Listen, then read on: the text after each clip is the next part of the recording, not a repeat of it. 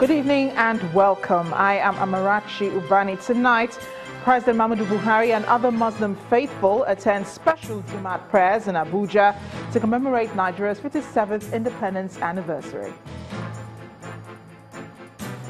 Nigerian Army authorities deny claims of having IPOB leader Nnamdi Kanu in their custody, pledge allegiance to Nigeria's unity. British High Commission in Nigeria and civil society groups advocate improved security and judicial system in the country ahead of the 2019 general elections. And the United States of America pulls its non-essential diplomats and their families out of Cuba following mysterious attacks.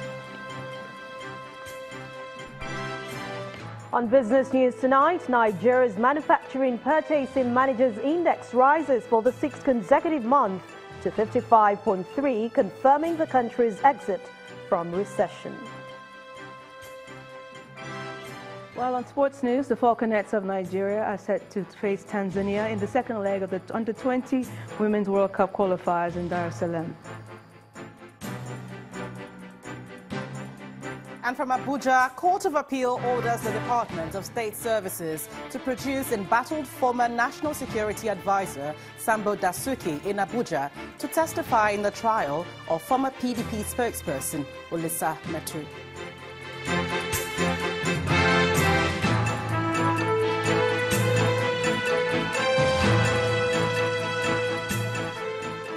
We begin tonight from the nation's capital, Abuja, where the president joined other Muslim faithful in Nigeria to observe special prayers for the country ahead of the Sunday's 57th independence anniversary. President Muhammadu Buhari attended the prayers in company of the Senate President, Dr. Bukola Saraki, service chiefs from the Army and Air Staff, the Inspector General of Police and the former Vice President, Nnamdi Kanu, and some cabinet members. The Chief Imam, Abdul Wahid Abubakar, who led the prayers, prayed for the peaceful coexistence and prosperity of the Nigerian nation.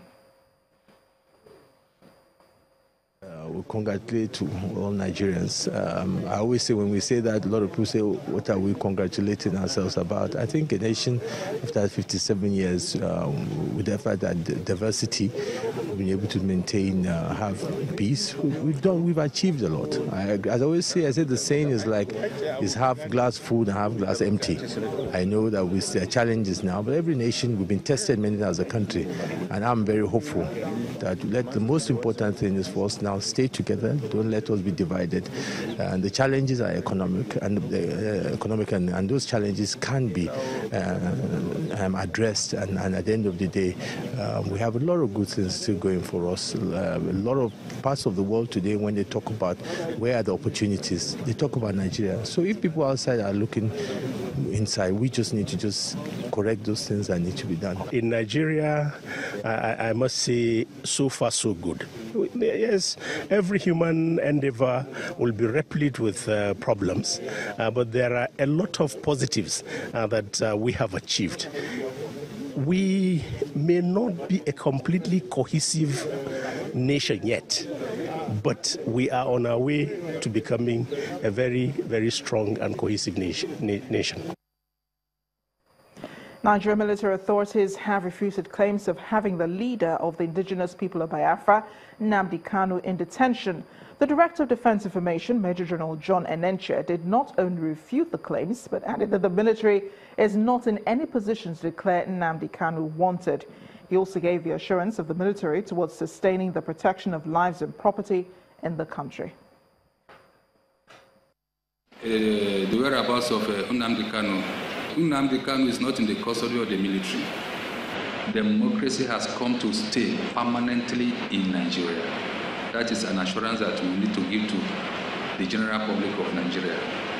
The unalloyed loyalty of the armed forces of Nigeria to the Commander-in-Chief of the Armed Forces of the Federal Republic of Nigeria, President Muhammadu Buhari, Grand Commander of the Federal Republic, is hereby assured. And DHQ also reaffirms its total subordination of the Nigerian military to constituted civil authorities. On another note, our complete dedication is also reaffirmed to carrying out our constitutional roles.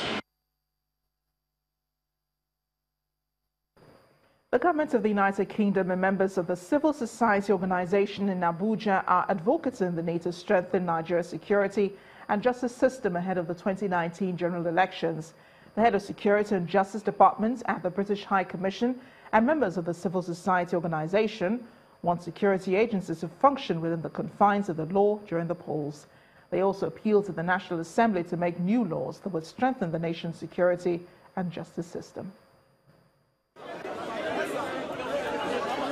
Security is very critical during an election because the lack of it could jeopardize the lives of electoral officers and the credibility of an election. Arguably, too, when not properly utilized, security can also threaten the credibility of an election. These are the concerns leading up to this meeting between civil society groups, representatives of the United Kingdom, and members of the National Assembly. They're all advocating the need to strengthen the national security and justice system ahead of the 2019 general elections. There are expectations coming from the various obligations we have in terms of the way the security services work. Some of these expectations indeed come from the commitments we have made as a country to respect some of the treaties, some of the norms, and indeed some of the declarations that exist that are international best practices. Nigeria, its citizens, governance structures, and security bodies have a critical and positive role to play in promoting peace and stability throughout the region. As we consider the various challenges that face this region and look forward to the future, including the elections scheduled for 2019. Speaking against the backdrop of recent security challenges which appear to have overwhelmed the police, the chairman, Senate Committee on Defense, states the steps that the National Assembly is taking to address the situation. What has come to mind is to say, look, we need to beef up the police. But some also are looking at a situation where should we have a force that is higher than the police and lower than the military to take care of these quote-unquote serious security challenges beyond just policing? So there are issues that are there that we probably at a later time will sit down and engage with the public to find out precisely what we need as a country. Although the 2019 general election is still over 1 year away, civil rights activists in this hall are insisting that there is an urgent need for the training and retraining of security officials so that they will be able to discharge their duties professionally during the election.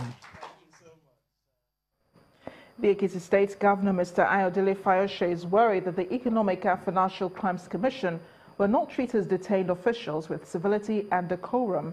The governor has reacted to the arrest of his Commissioner of Finance and the State Accountants General, who were picked up by the anti-graft agency over allegations of misuse of bailout funds. The agency had told Channels Television that the officials had failed to honor previous invitations to answer questions on the matter. Mr. Fayose says the latest action by the EFCC is premeditated, malicious, ill and politically motivated, contemptuous of the court, and is unconstitutional in all its ramifications. The governor is alleging a political witch hunt because of his declaration to run for president on Thursday. Now, as the clamor for the restructuring of Nigeria continues, the All Progressives Congress has been holding consultations across the various regions on the way forward. The APC Committee on True Federalism and Restructuring of Nigeria sought the views of the Northwest when it stopped over in Kano for discussions. In attendance were the governors of Kano and Katsina states, as well as representatives of the Northwestern governors. They are advocating a careful assessment of the needs of Nigerians. The APC consultation train on restructuring and true federalism stops over in Kano to feel the pulse of opinion in the Northwest. For some of the major stakeholders in the region, an in-depth understanding of the issue and a careful assessment of the needs of Nigerians are extremely paramount. This public hearing, which seeks to address issues such as true federalism, restructuring, devolution of powers, resource control, etc., is coming at a time when Nigeria is about to celebrate its 57th anniversary of nationhood, which is a period of sober reflection as we contemplate on how to lay a much stronger foundation for a strong, united Nigeria. Today we have 36 states, over 700 local governments, and we are still talking about to restructure, which means we have not addressed the fundamental issue affecting our country.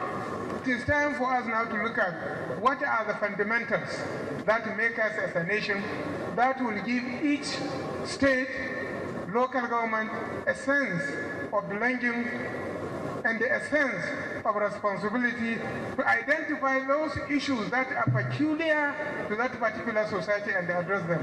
The APC committee also raises some fundamental questions in order to understand the needs of various interest groups. Are we comfortable with what we have now, the bicameral system of parliament? We have the Senate, we have the National Assembly. Or do we, at the federal level, make it a unicameral like we have in the states? Do we think that the money we spend on our legislators are much? The debates on federalism or restructuring will continue to rage, but if the ruling party's committee does its homework well, its recommendations should go a long way towards providing a workable blueprint on the way forward. Meanwhile, legislators from all state assemblies across Nigeria are meeting in Owerri, the Imo State capital, for a joint session to discuss the unity of the country. Speakers and House of Assembly members from all 6 geopolitical zones of the country discussed their position against hate speeches and disunity of Nigeria. The legislators insist that the state assemblies have a bigger role to play in the unity of the country, being the closest to the grassroots. The recent agitation by various groups in the country have caught the attention of various arms of government and leaders in the country. One of the forums to resolve this lingering issue is this joint session of speakers and legislators from the State House of Assemblies across the country. They are converging on Owerri, the Imo State capital, to speak in one voice with the theme, "Our Stand Against Hate Speeches and This Unity of Nigeria." The presiding officer, the Speaker of the Imo State House of Assembly, sets the pace for the meeting. We are here to seek for immaculate approach to the sacrosanct unity of our dear country, Nigeria. Moving a strong motion on the floor of the House, the majority leader of the Imo State House of Assembly says that according to Section 2, subsection 1 of the Nigerian Constitution, as amended, Nigeria remains an indivisible country, and as such, any ethnic group or person with any complaint or grievance should channel it through the elected representatives, both at the state and federal levels, instead of causing commotion in the country through hate speeches. The federal government, the states, government, local government and traditional council rulers should be aligned to their responsibility of protecting lives and property of all citizens and improving governance, while religious leaders should be properly guided and advise their members to toe the line of peace, love and mutual coexistence. Seconding the motion is the member representing Akure North in Ondo State, Honorable Olumide George. I rise to second the motion. Bearing their minds on the motion, other legislators condemn all forms of hate speeches and activities as well as actions threatening the unity of the country. Mr. Speaker, I thereby condemn hate speeches and disunity that is being peddled by some groups in Nigeria. We, the Assembly, and the speakers of the Assembly, there is a forum that they are doing, affect most of the things that is going wrong so that we'll get it right. It was resolved at the joint session that violent approach by various ethnic, political and religious groups whose actions are threatening the unity and territorial integrity of the country is totally condemned, and the unity of the country is not negotiable. In part 2, after the break, we continue our series on Nigeria's 57th independence anniversary with a focus on education. Please stay with us.